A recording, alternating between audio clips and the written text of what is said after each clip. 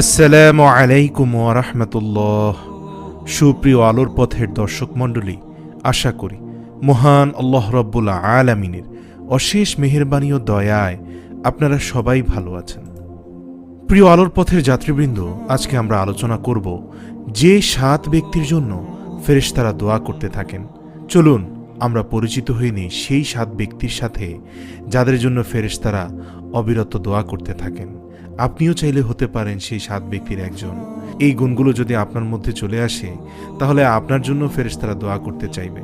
আর মনে রাখবেন, ফেরেশতারা যদি দোয়া করে তাহলে আপনি নিঃসন্দেহে একজন দিনদার নেককার হিসাবে পরিগণিত হবেন এবং রব্বুল আলামিন আপনার জন্য হাসর নসর কিয়ামতের পর জান্নাতের ফয়সালা করবেন। সুবহানাল্লাহ। 1, ওযু অবস্থায় ঘুমানো ব্যক্তি। রাসূল সাল্লাল্লাহু আলাইহি সাল্লাম বলেছেন, যে ব্যক্তি পবিত্র অবস্থায় ঘুমায় তার সাথে একজন ফেরেশতা নিয়োজিত থাকে। অতঃপর সে ব্যক্তি ঘুম থেকে জাগ্রত হওয়ার সাথে সাথেই আল্লাহ তাআলার কাছে ফেরেশতাটি দোয়া করে বলতে থাকে, হে আল্লাহ, তোমার অমুক বান্দাকে ক্ষমা করে দাও, কেননা সে পবিত্র অবস্থায় ওযু করে ঘুমিয়েছিল। সুবহানাল্লাহ।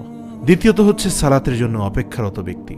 আবু হুরায়রা রাদিয়াল্লাহু তাআলা আনহু হতে বর্ণিত, রাসূল সাল্লাল্লাহু আলাইহি ওয়াসাল্লাম বলেছেন, তোমাদের মাঝে যদি কোনো ব্যক্তি ওযু অবস্থায় সালাতের জন্য অপেক্ষা করে মসজিদে বসে থাকে, সে যেন সালাতে রত। তার জন্য ফেরেশতারা দোয়া করতে থাকে, হে আল্লাহ, তুমি তাকে ক্ষমা করো, হে আল্লাহ, তুমি তার প্রতি দয়া করো। সুবহানাল্লাহ। তৃতীয়ত হচ্ছে প্রথম কাতারে নামাজ আদায়কারী।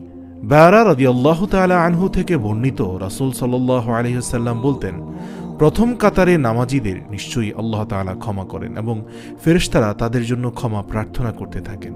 সুবহানাল্লাহ। চতুর্থ হচ্ছে রাসূল সাল্লাল্লাহু আলাইহি ওয়াসাল্লামের প্রতি দুরূদ পাঠকারী। যে ব্যক্তি রাসূল সাল্লাল্লাহু আলাইহি ওয়াসাল্লামের প্রতি দুরূদ পাঠ করবে, আল্লাহ তাআলা তার উপর 70 বার দোয়া করবেন এবং ফেরেশতারা তার জন্য 70 বার ক্ষমা প্রার্থনা করে। অতএব বান্দা অধিক দুরূদ পাঠ করুক বা অল্প দুরূদ পাঠ করুক, এটা তার ব্যাপার, কিন্তু 70 বার করলেই ফেরেশতারা তার জন্য 70 বার ক্ষমা প্রার্থনা করতে থাকবে। পঞ্চম হচ্ছে রোগী পরিদর্শনকারী। রাসূল সাল্লাল্লাহু আলাইহি ওয়াসাল্লাম বলেছেন, যে কোনো মুসলিম তার অপর মুসলিম ভাইকে দেখতে যায়, আল্লাহ তাআলা তার জন্য 70,000 ফেরেশতা প্রেরণ করেন।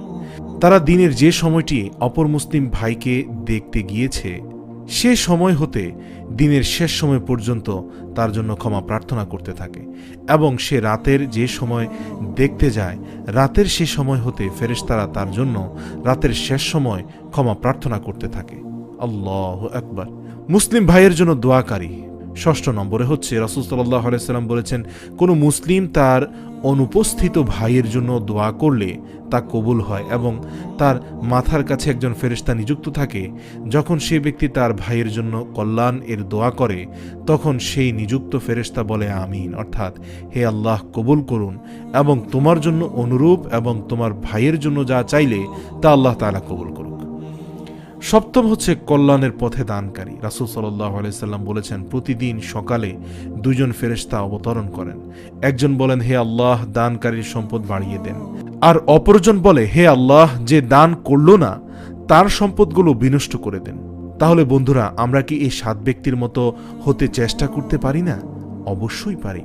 এর কোনো শর্ত এমন কোনো কঠিন শর্ত নয় যে আমরা তা পালন করতে পারবো না বা পালন করতে অনেক বেশি কষ্ট হবে। প্রিয় দর্শক, অত্যন্ত সহজ এই শর্তগুলো আমরা ইনশাআল্লাহ এখন থেকে পালন করার চেষ্টা করব এবং প্রতিনিয়ত নিজেদের সাথে ফেরেশতা নিয়োজিত করব যেন আমার জন্য প্রতিনিয়ত দোয়া করতে থাকে এবং নিঃসন্দেহে মহান আল্লাহ রাব্বুল আলামিন ফেরেশতাদের দোয়া কবুল করে থাকেন।